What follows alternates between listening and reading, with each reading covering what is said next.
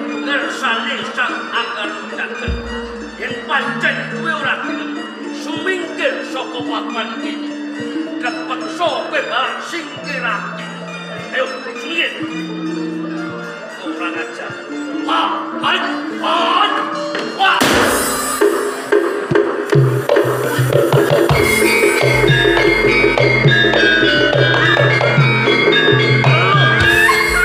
Nyai Guru Durgandini.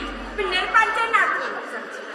Ilange wujude tak saka dumadaan panjenengan rawuh ing papan menika menapa ingkang panjenengan kersakaken. Pancen aku sing manjelma tak saka kuwi. Nyai Guru Durgandini.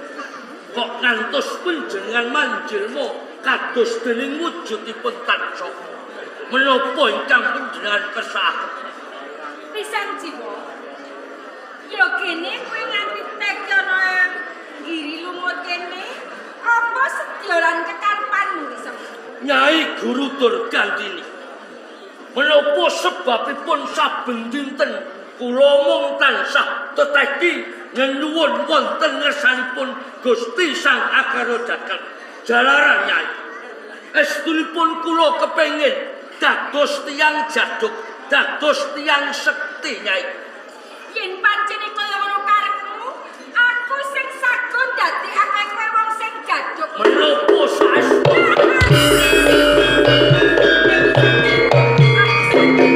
Nyai Guru Durgandini, kula nilakaken gonggeng tanpa kepindhan. Jalaran panjenengan sampun kersa ngulang-nguruk dumateng kula Nyai.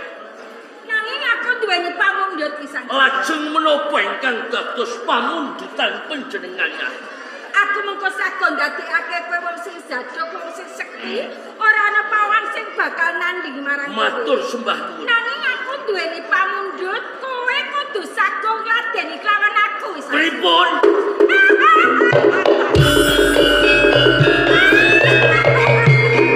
Nyai Guru Durgandini.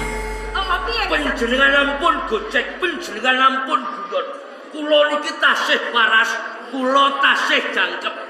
Mongko panjenengan kalebet guru kula.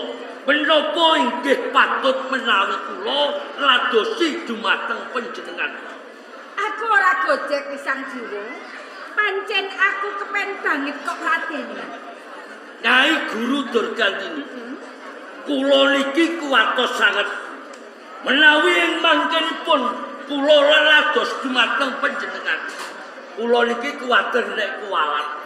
Lho kok bisa ngandhakake kaya ngono pisan jiwa? Murid kok ngladeni gurune, murid kok seneng karo gurune. Niki nek kuwalat pripun nggih? Ora kuwi sang jiwa, kabeh mau wis dak karepake. Saiki kari kowe, yen sagung ngladeni marang aku, mengko kowe mesti wae bisa dadi wong sing jaduk, wong sing sekti. Lah kuwi ra setya karepku to? Nggih. Pisan jiwa. Leres. Kamu saka kuwi. Kari kowe sagung apa ora? Murid kok ngladeni gurune, murid kok demeni gurune. Umpama aku ora gelem urung tan wurunga, aku ora bakal dadi wong jaduk. Nek aku gelem kira-kira kuwalat mboten iki. Ora wis to. Ora bakal walati sang jiwa. Saestu ngeten nggih Gatuk.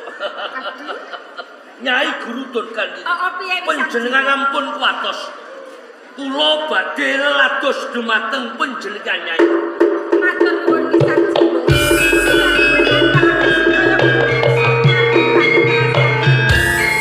Bot-bote kula niki kepengin dadi wong sing sekti, kepengin dadi wong sing jaduk, bebasan ora tegas, papak paluning pandhesisaning crita.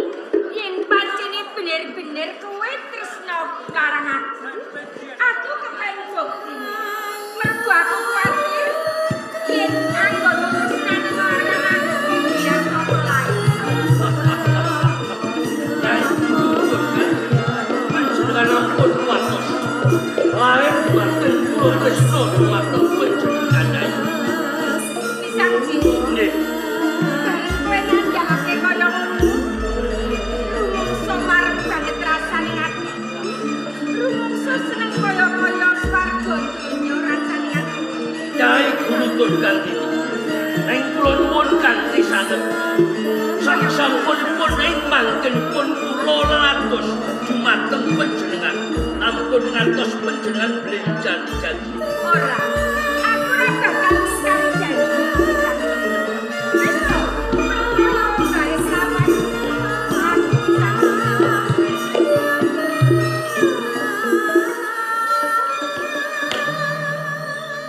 Manismu kanggo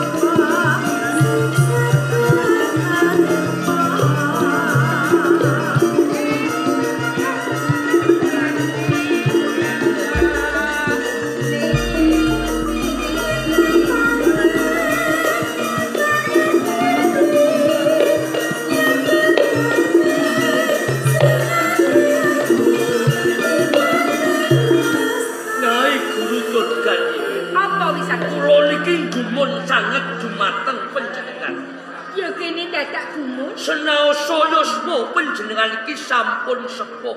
Ning saben-saben kula nyawang kalih pasuryan panjenengan kados dene remaja putri sing lagi umur 17 taun. Kula niki rumangsa marem banget aku kok lemsing kaya ngono lho. Boten ngalem bono ning kasunyatan Nyai. Lahir batin. Lahir batin Nyai. Oh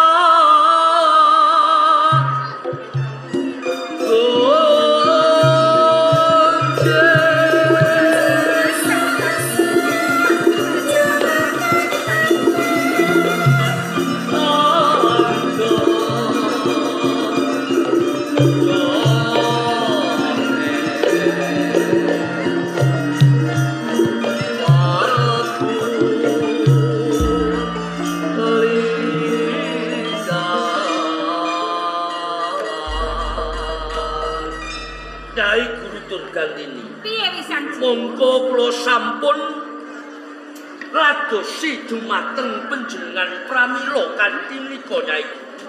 Kula kepengin nagih janji, kula kepengin dados tiyang ingkang sekti Nyai. Pisan jiwa. Dawuh. Kowe ora perlu patit. Aku ora bakal ngingkari janjiku.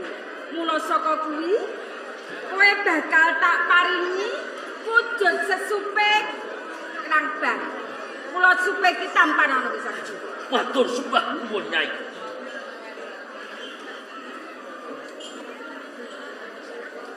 Nyai Guru Durgandini. Piye pisan jiwa? Menapa sekintenipun sesupe Krambang niki wonten katiasanipun menapa mboten Nyai? Katiasane ngedap-edap. Menapa Yen sae? pancen kowe isih durung percaya kena kok coba. Kae ana wit sing gedhe banget coba. Tamani kanggo supe Krambang iku. Kula kepengin buktekaken Oh, Nyai. kaya ngono pisan jiwa. Ha, hai, hai, ah.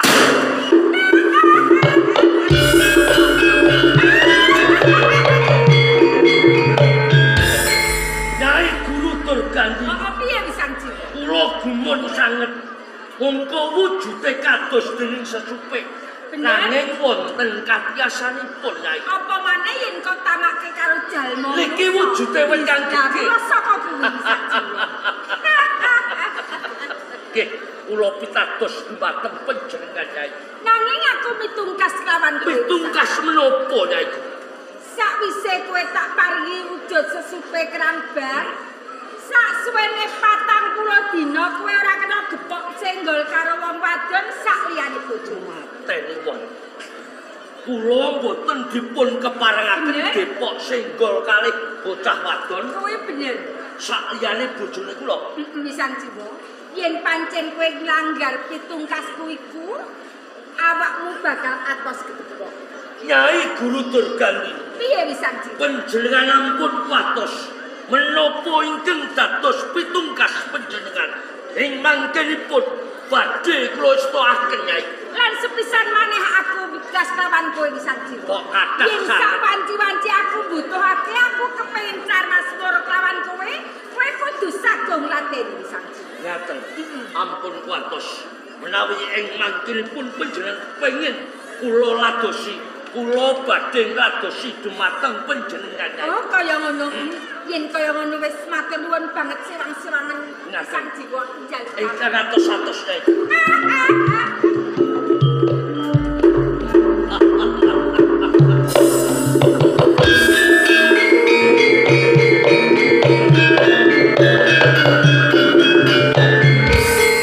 Ora apa-apa. Ora ketang aku njemeni guruku dhewe. Ning wektu dina iki wis kasembatan apa kang dadi angen-angenku. Aku kepengin dadi wong sing jatuh. Iki dina aku percaya wong sak sira patangkep ora bakal bisa ngalahke kawan aku. Ora iso ngalahke kawan aku.